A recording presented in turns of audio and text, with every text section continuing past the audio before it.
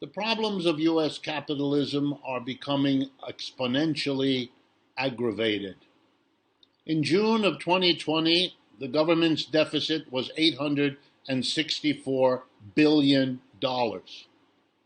For most of American history, even recent history, that would have been a very high number for a year.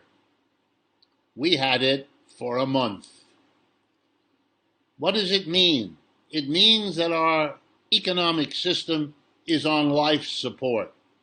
The government is injecting $864 billion more dollars than it takes out of the economy in taxes. That's called stimulus, boost, whatever you want. Alongside that, the Federal Reserve is pumping trillions of new dollars created as the Fed is allowed to do, being our central bank, and pumped into the economy, usually through loans to banks, insurance companies, and now increasingly to non-financial corporations, whose bonds the Federal Reserve uses new money to buy. That means corporations in America, who are in deeper debt than they have ever been in our history, are now increasingly in debt to the United States government, directly or indirectly. The ability of the United States around the world to call the shots economically is shrinking.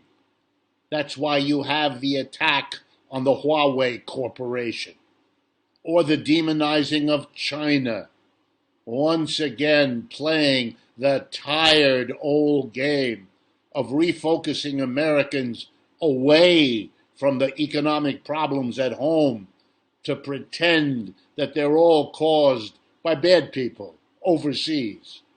Mr. Trump has been expert at that, as someone like him would be. Mexicans, Chinese, Europeans, Canadians, enemy of the month, you might call it.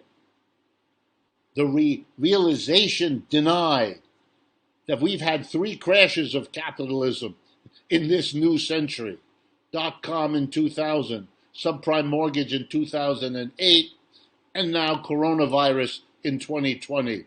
We call them by the names of the trigger because we don't want to face that our system is so unstable that it plagues us every 4 to 7 years, no matter what we try to do. The system is unstable. The system produces unsustainable inequality. We know it. We live it. We see it.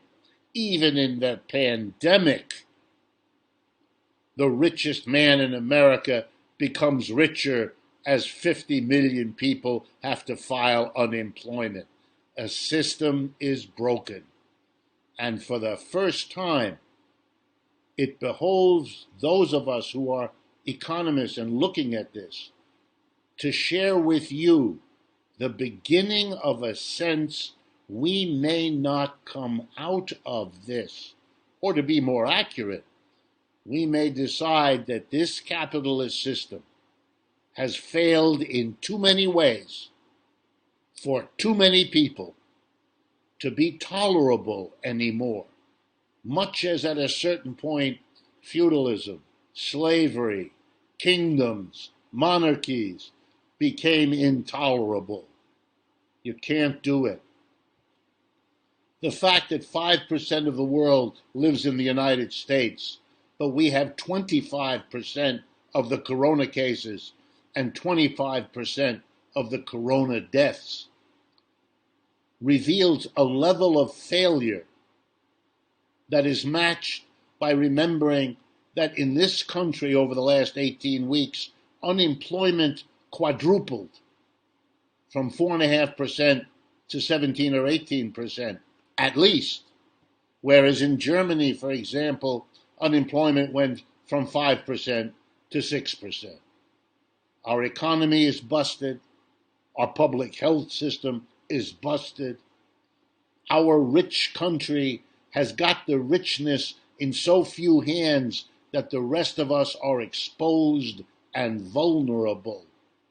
And when it reaches this kind of point, and when the people in charge deny and pretend everything is something, they're going to just run another presidential campaign, just like the other one, you know you're in a situation where the problems now exceed the capability of this political system, these parties, these leaders, to do what's necessary to fix it.